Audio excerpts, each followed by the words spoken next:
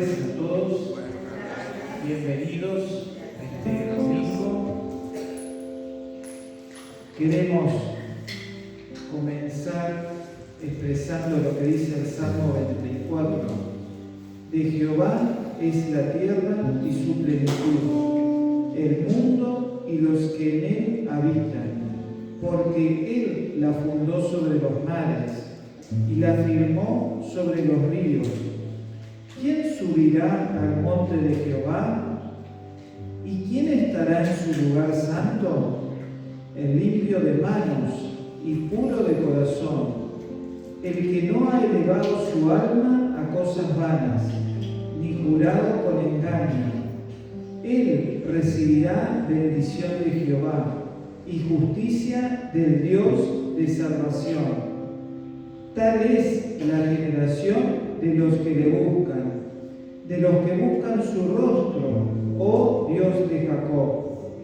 Alzad, oh puertas, vuestras cabezas, y alzaos vosotras, puertas eternas, y entrará el Rey de Gloria. ¿Quién es este Rey de Gloria? Jehová, el fuerte y valiente, Jehová, el poderoso en batalla. Alzad, oh puertas, vuestras cabezas, y alzaos vosotras, puertas eternas, y entrará el Rey de Gloria. ¿Quién es este Rey de Gloria? Jehová de los ejércitos. Él es el Rey de la Gloria. Amén. Señor, gracias te damos porque podemos comenzar esta reunión alabándote a ti. Señor, reconocemos que tú eres el Rey de la Gloria. Tú eres el poderoso, el temible, el que has hecho todas las cosas. Padre, te alabamos en esta tarde, bendecimos tu nombre y te pedimos que tú estés presente en este lugar a través de tu Espíritu Santo, trayendo revelación, trayendo la sabiduría para poder disfrutar de este tiempo.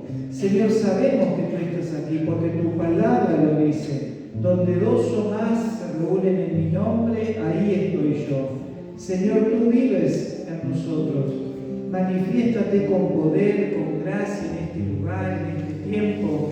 Padre, por eso en el nombre de Jesús te pedimos que tú estés echando fuera todo espíritu de distracción, todo espíritu de ansiedad, todo espíritu de enojo, de duda, todo espíritu de egoísmo, lo echamos fuera en el nombre de Jesucristo. Declaramos tu soberanía, Señor, sobre este lugar, sobre nuestras mentes, sobre nuestros corazones. Queremos que este tiempo sea dedicado a ti, Señor. Que ninguna cosa de este mundo nos quite la atención, Señor, sino que nuestros corazones estén afanados por servirte, por honrarte, por alabarte a ti, Señor Jesús. Te alabamos, Señor, bendecimos tu nombre, bendecimos tu iglesia, Señor. Esa iglesia ante la cual las puertas del Hades del infierno no prevalecerán. Señor, queremos ser esa iglesia unida, esa iglesia preparada para poder hacer frente a todos los desafíos. Señor, y que en este tiempo difícil, Señor, no nos dejemos llevar por el miedo, por la inquietud, la ansiedad que el enemigo quiere poner en nuestras mentes. Señor, confiamos en ti, Jesús, confiamos en tu sabiduría, confiamos en tu soberanía, Señor. Y por eso queremos en esta noche alabarte y exaltar tu nombre. En el nombre de Jesucristo nuestro Señor lo proclamamos. Amén. Amén.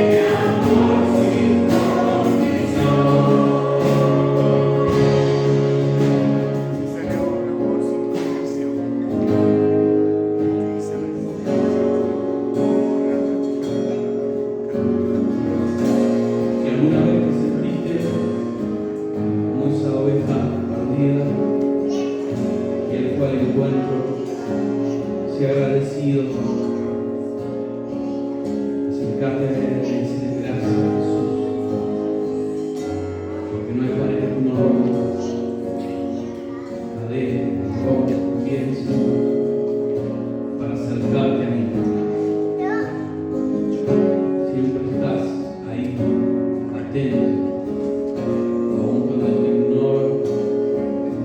Gracias, Señor. Tu amor me sostiene, amor sin condición.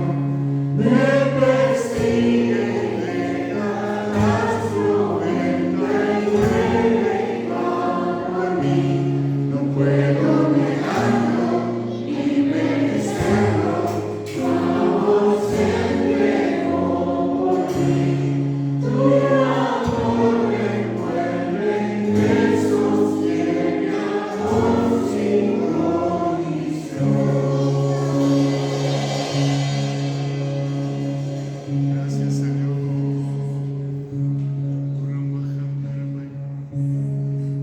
Mi vida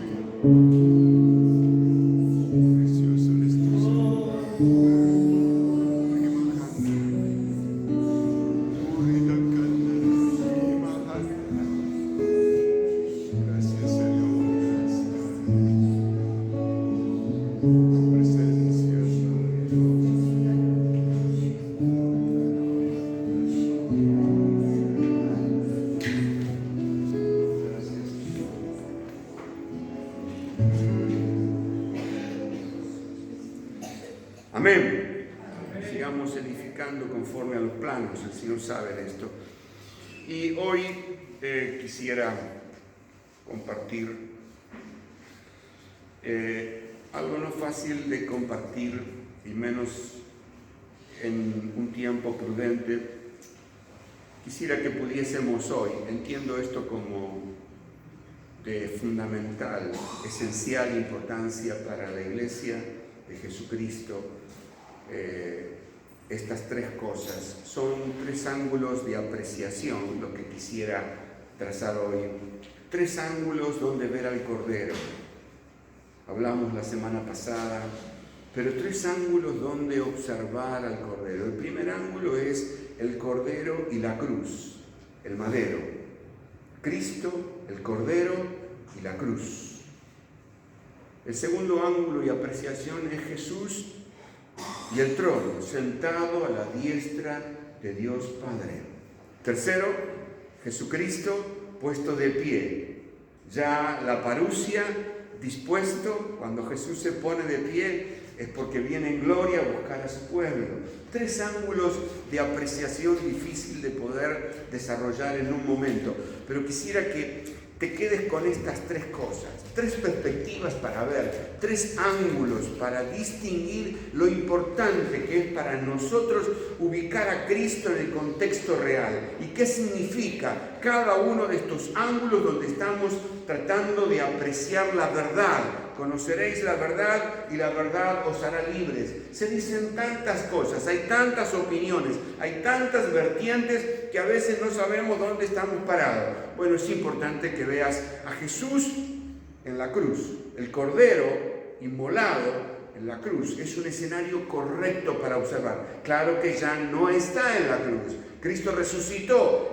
Por eso, segunda cosa, está sentado a la diestra. Mirar al Cordero ahora, pero sentado. Esa es su ubicación hoy. Sentado a la diestra de Dios Padre y como sumo sacerdote, según el orden de Melquisedec, en quien no encontramos genealogía, Él está esperando hasta que todos sus enemigos sean puestos por estrado de sus pies. Y la tercera cosa es cuando el Cordero se pone de pie. Porque allí viene la acción. Y la acción final, el cierre de los tiempos, la humanidad. Tres ángulos de apreciación. La primera, y me parece de suma importancia que como familia que somos en la fe, sepamos dónde contextualizar nuestra fe, dónde situar tu fe. Vieron que es importante la función de los ministerios para edificar, para completar, ¿no?, lo que falta en la vida de los discípulos, perfeccionar a los santos para la obra del ministerio, dice el apóstol Pablo en Efesios 4. Esa es la labor. ¿Para qué? Para que no andemos deambulando en materia de fe. Todos tenemos que creer lo mismo. Pareciera algo difícil que ocurra en la iglesia, pero así lo dice la Escritura. Y entonces es importante dónde situar nuestra fe. Y vamos a ubicar al Cordero y la cruz. ¿Qué postal diría yo, no? Cada vez que me detengo para leer lo que el profeta Isaías nos dice, realmente me parece tan fuerte lo que leo y lo que puedo apreciar hasta donde aprecio, que diría, es horroroso el escenario, es cruel. Uno podría decir, calamitoso. El escenario, lo que debo contemplar, esa perspectiva habla del sufrimiento del Mesías. El sufrimiento del Mesías. Lo que Él tuvo que padecer. Y yo digo que esto es esto que nos expresa el profeta 700 años antes, hace referencia a un equivalente. Aquí había un valor comparativo. ¿A qué valor comparativo me refiero? A que los hechos que describe el profeta son proporcionales al pecado del hombre. es inversamente proporcional. ¿Cómo decirlo esto? Es un equivalente a lo que protagoniza el hombre cuando decide desobedecer a Dios. Hay un plano comparativo, por eso uno dice, pero tan tremendo, sí, porque tan tremendo fue el error del hombre, el pecado, que hoy no hablamos de pecado. La sociedad tiene un lenguaje tan particular, tan inclusivo, que hoy ya no existe el pecado. Lo hemos sacado de la foja y hoy todo vale, todo es útil para todos. Qué error, ¿no? Por eso digo, tenemos que fundar correctamente. Esta primera perspectiva de la que vamos a hablar está en Isaías 53. Y en el versículo 2 el profeta dice: subirá cual renuevo delante de él y como raíz de tierra seca. No hay parecer en él ni hermosura. Le veremos, mas sin atractivo, para que le deseemos. Fíjate lo que dice. Le veremos, mas sin atractivo, para que le deseemos. Hoy, nuestra ciencia, nuestro entendimiento es que cuando algo nos seduce, nos atrae, lo deseamos. Cuando algo no nos gusta, no nos atrae. Pero ustedes se dan cuenta que este primer enfoque sobre la cruz de Cristo nos muestra que este evangelio no seduce a nadie. No es una cuestión seductora. El evangelio no seduce. El evangelio no apela a las emociones del hombre. No trabaja con sus sentimientos. En Hechos 2, el relato de la predicación del apóstol Pedro dice: y compungidos de corazón dijeron: varones hermanos, ¿qué haremos? Compungidos. Fue un impacto en lo más profundo de su ser. Fue como un pinchazo. Fue una irrupción que trajo convicción de pecado y como consecuencia un cambio de actitud. La cruz, el escenario horroroso, el hecho de Cristo, dice: le veremos, mas sin atractivo. Si pudiésemos subrayar como hacemos con algún color estas palabras, realmente las palabras son y relatan algo muy fuerte. Fíjate el versículo 3. Dice: despreciado y desechado entre los hombres, varón de dolores, experimentado en quebranto, como que escondimos de él el rostro, fue menospreciado y no lo estimamos. Despreciado y desechado. Como verás, en la medida en que vamos avanzando en la lectura, no encontramos palabras que nos agraden, palabras que traigan cierto alivio, es decir, que generen, vos decís, bueno, aquí ocurre, cambió el ambiente, cambió el clima. Despreciado y desechado. Es que el pecado conduce a eso. Despreciado y desechado. Es exactamente lo que Dios piensa y siente cuando el hombre peca. Por eso Jesús fue despreciado y desechado. Aquí hubo afrenta, deshonra. ¿Qué quiere decir despreciado y desechado? Rechazar, desechar. Es una intensa sensación de falta de respeto o reconocimiento. Fíjate lo que siente Dios y adversión. Esto supone humillación, por supuesto. Podríamos leer en el Nuevo Testamento cuando Jesús dice: Dios mío, ¿por qué me has desamparado? Qué tremendo, ¿no? La cruz para el Hijo de Dios significó el desprecio, el ser desechado. Elí, Elí, lama sabactani, Dios mío, ¡Qué tremendo lo que sintió el Hijo de Dios por toda la humanidad!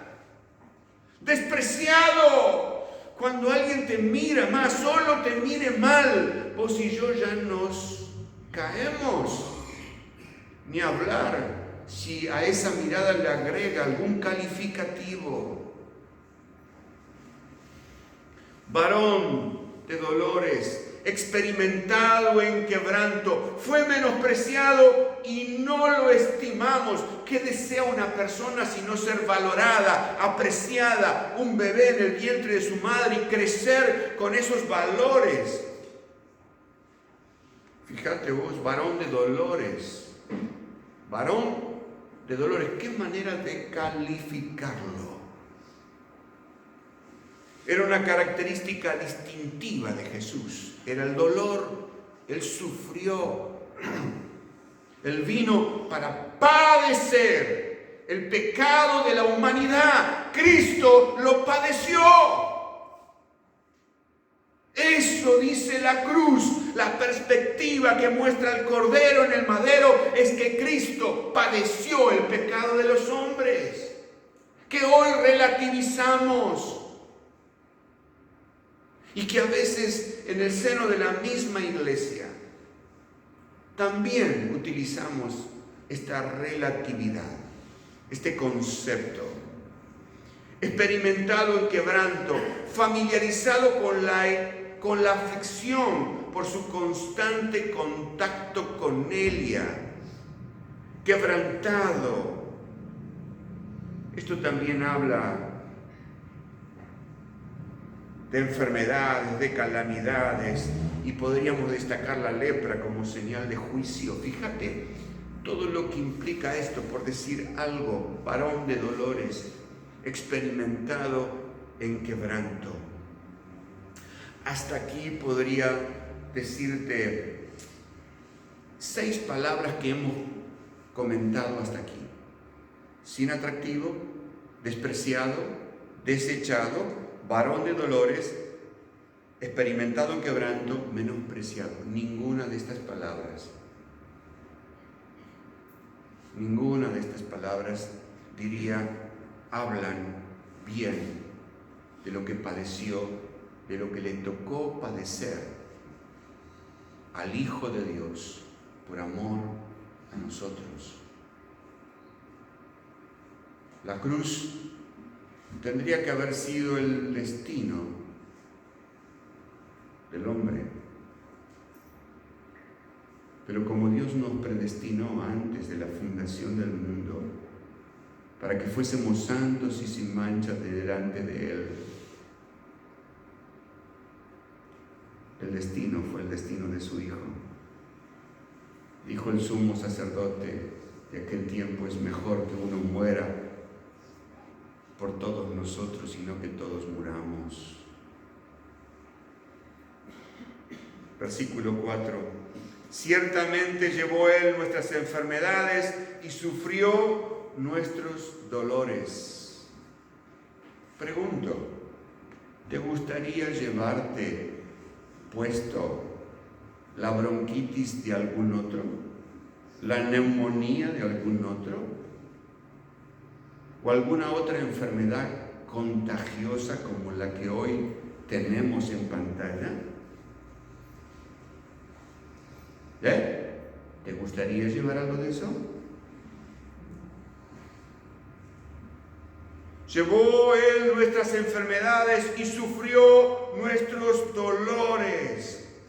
Es decir, Cristo vino para sustituir a la humanidad. Sustituirla. Él se identificó, se hizo hombre, siervo y padeció por todos nosotros. Dice que el apóstol Pablo en Filipenses que Él se despojó a sí mismo, Él se humilló a sí mismo. 2 cosas que caracterizaron esa identificación con el hombre. No había otra forma de poder lograr esto. Él se identificó con nosotros, con nuestra necesidad. Llevó Él nuestras enfermedades y sufrió nuestros dolores. Y nosotros le tuvimos por azotado y por herido de Dios y abatido, como si Él se lo hubiese merecido. Y lo estaba padeciendo en nuestro lugar, por nuestra causa. El error, la transgresión, la iniquidad, la maldad de todos nosotros. Pero mira lo que nos dice el pasaje siguiente, el versículo 5. Mas el herido, vamos juntos. Mas el herido fue por nuestras rebeliones, molido por nuestros pecados. El castigo de nuestra paz fue sobre él, y por sus llagas fuimos nosotros curados. Todos. Sí, todos. Todos.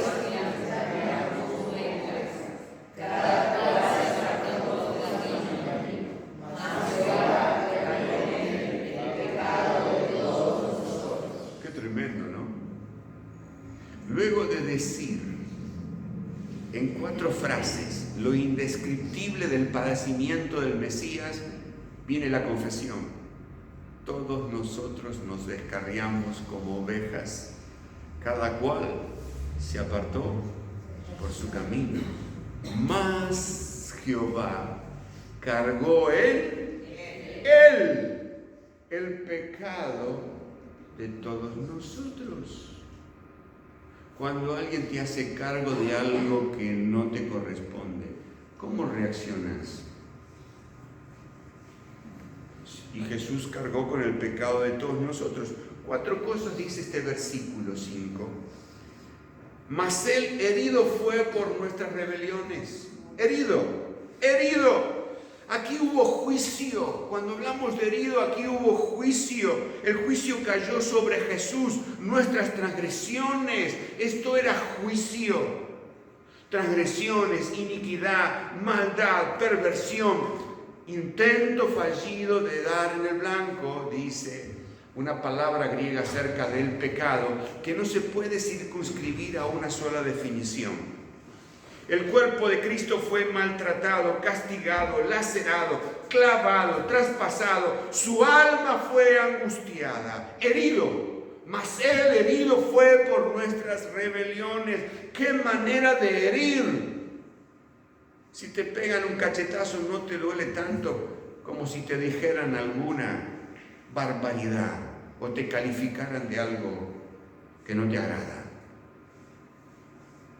Herido fue por nuestras rebeliones. Dice molido, la segunda frase, molido, ¿por qué causa? Molido por nuestros pecados. Molido. Yo cada vez que leo esto me acuerdo de la carne picada. ¿No?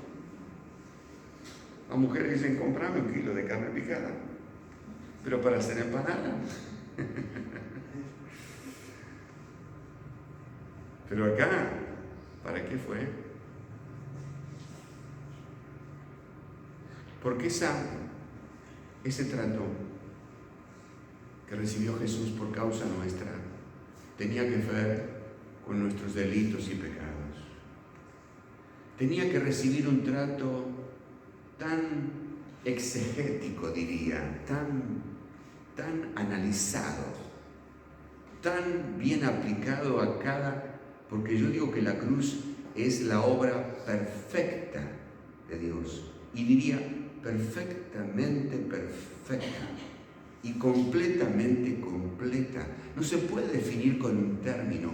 Es tan gloriosa esta obra, maravillosa, que las Escrituras dice gracia.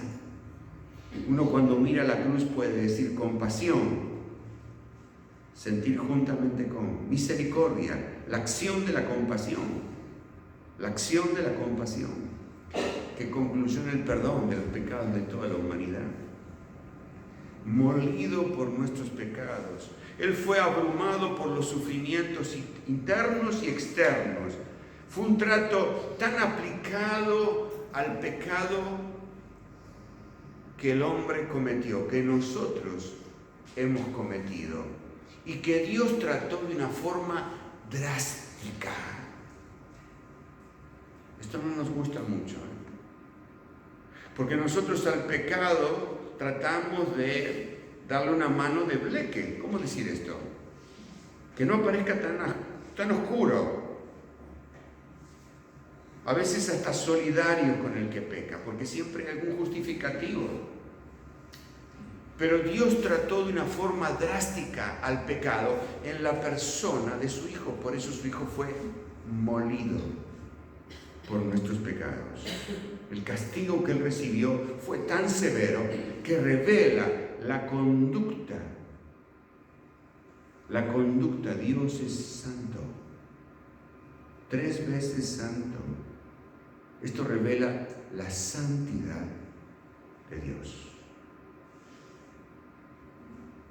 Castigo. La tercera frase dice castigo. El castigo de nuestra paz. Uno diría que cuando decimos castigo siempre vemos esto, la aplicación de un padre con su hijo. La corrección que un padre tiene que hacer. Y no dejemos de corregir. Claro que cada edad tiene su propia corrección. Y tenemos que tener en cuenta qué tipo de instrumentos correctivos utilizamos. ¿Está claro eso? Tenemos que entender esto. Pero vamos a la definición. Cuando hablamos de castigar, hablamos de corregir. Un padre que ama.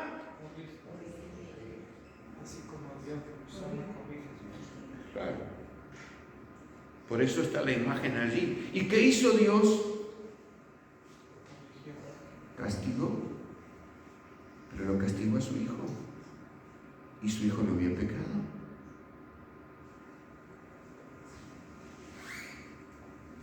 El castigo es una corrección para reconciliar.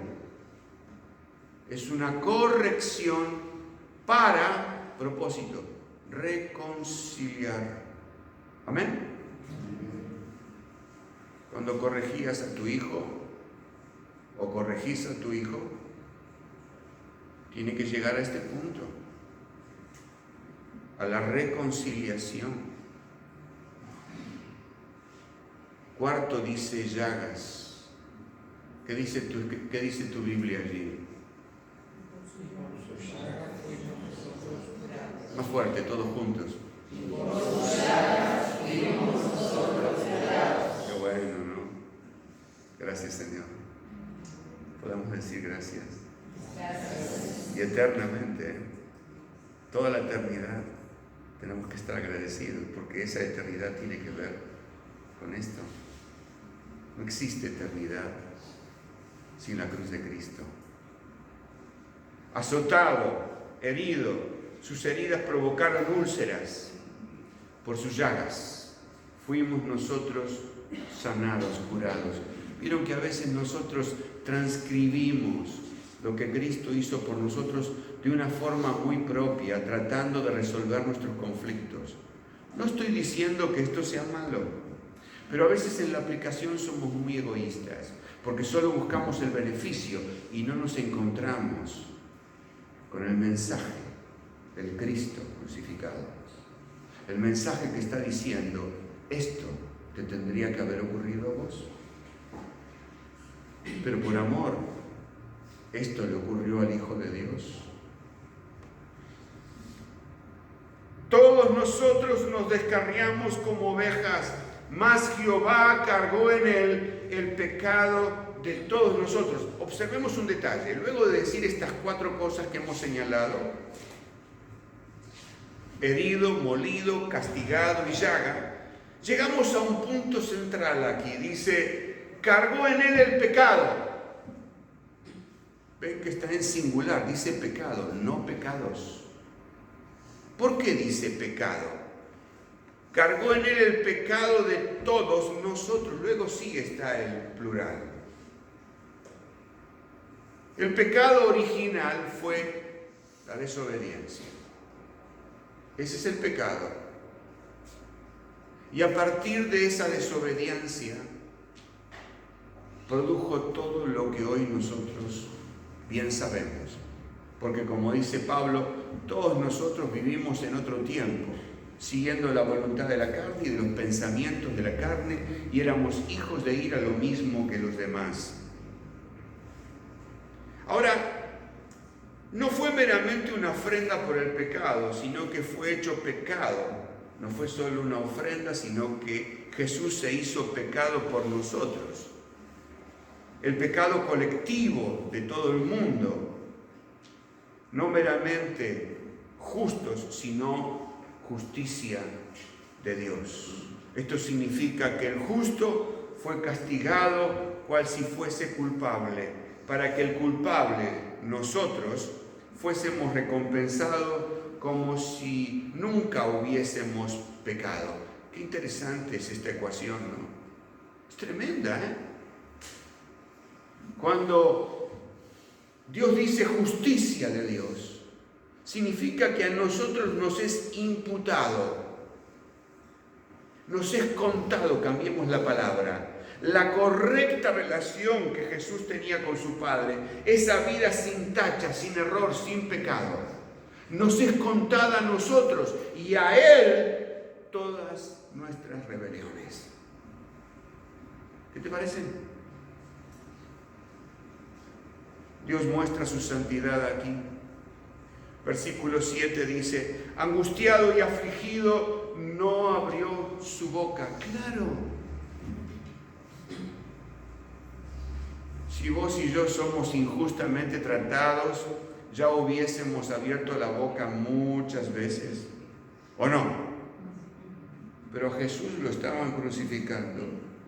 Es más, cuando lo juzgaban, el concilio, el Sanedrín, Pilatos, no abrió su boca. Pilato le decía, pero vos no sabés que yo soy el que te puede a vos darte la libertad para que vivas. No abrió su boca. Jesús sabía que Él estaba cargando el pecado de todos nosotros. Si Jesús abre la boca, prende el ventilador, como decimos nosotros. Y tendría que hablar de cada uno de nosotros y de nuestras rebeliones. Pero dice que Él, angustiado y afligido, no abrió su boca. Por la rebelión de mi pueblo fue herido. Jesús aceptó, reconoció que Él venía para sustituir a la humanidad. Y no había otro recurso para la humanidad. No había otro, No existía otro recurso para salvar a la humanidad. Por eso Él cayó, aceptó el intercambio. Él vino para darse a sí mismo. De tal manera amó Dios que dio a su Hijo, para que todo aquel que en Él crea no se pierda, mas tenga vida eterna. Él vino para dar, y vaya si se dio. Angustiado y afligido, no abrió su boca.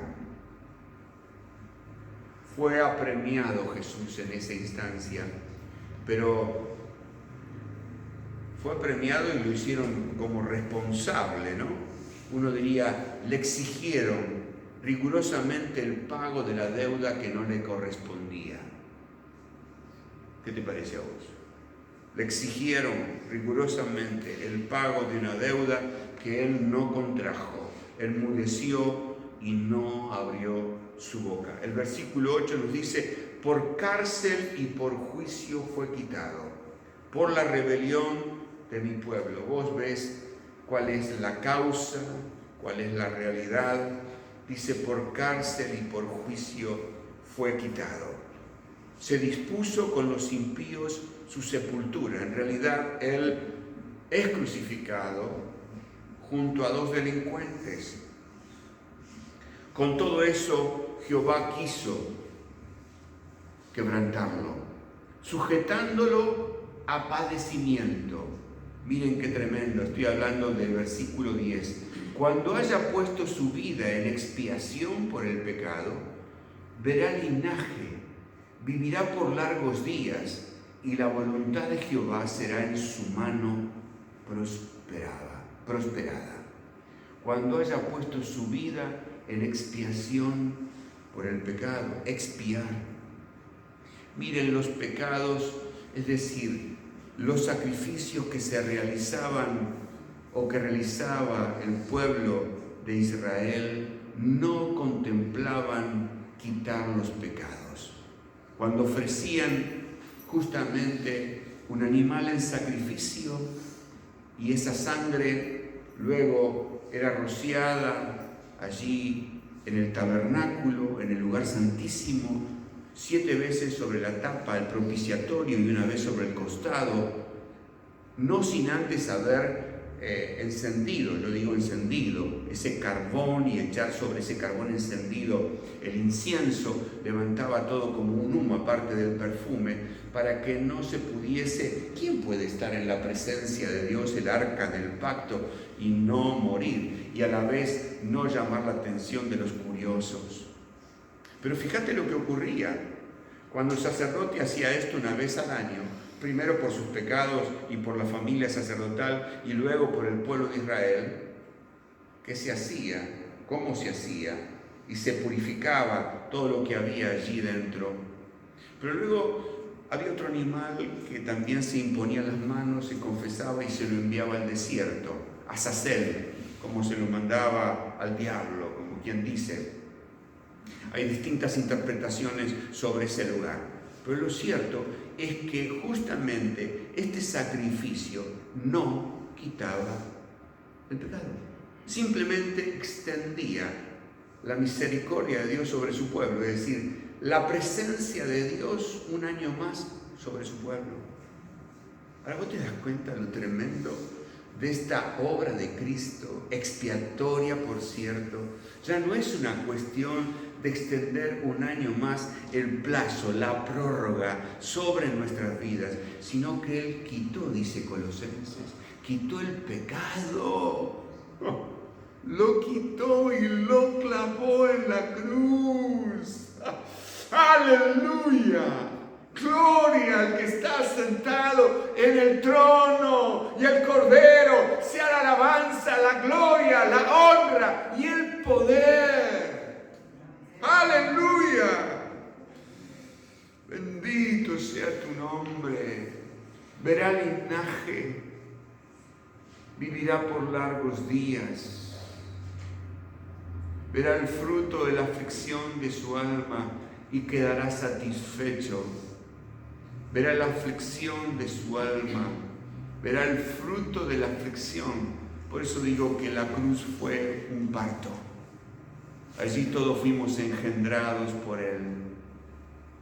Y como todo parto, y la mujer lo sabe, lo que implica el padecer, el padecimiento de dar a luz. Pero cuando luego tiene al bebé en sus brazos, se olvida de lo que le tocó padecer. Dice, verá el fruto de la aflicción de su alma y quedará satisfecho. Cuando el Señor ve a una sociedad, a un pueblo redimido por su sangre, el dolor que causó ese parto, Él está feliz. Él está feliz. Por eso vos y yo debemos continuar con este ángulo, con esta visión de la cruz de Cristo, para entender no solamente lo que el profeta dijo 700 años antes, sino lo que el cumplimiento de la palabra profética, la palabra escrita, la profecía escrita, se cumplió en la persona de su Hijo, y que vos y yo tenemos que seguir profetizando, porque esa profecía del profeta Isaías, 700 años antes, sigue vigente en el testimonio de Jesucristo. ¿Podemos dar un aplauso?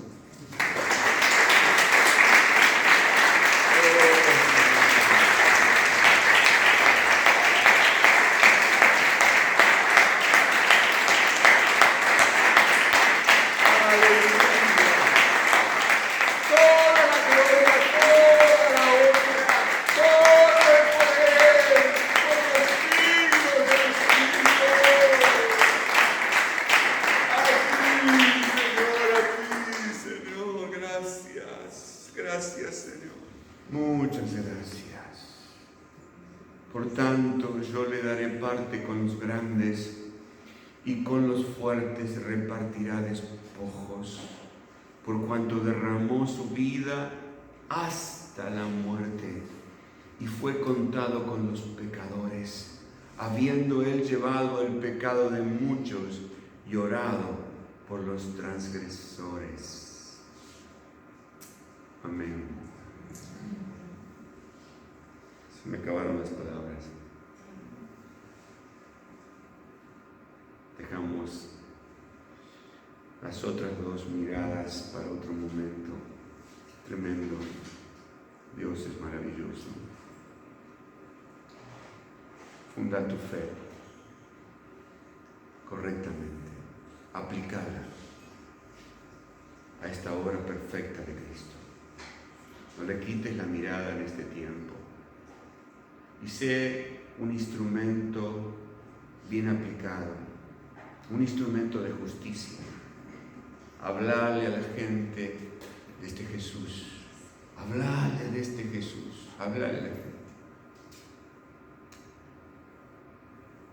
Hablarle a la gente tiene que conocer a Jesús. Tiene que saber lo que Él padeció, lo que Él pagó. La forma en que Dios valoró a la persona que Él creó a su imagen. Él nos hizo a su imagen, conforme a su semejanza. Qué precioso es esto, ¿no? Y cuánto necesita saber nuestra sociedad que Dios valoró tanto a un hombre que decidió descender del cielo y hacerse como uno de ellos para padecer por causa del hombre. Él vino para salvar lo que se había perdido. Demos gloria y honra al Señor y sigamos en este espíritu. Amén.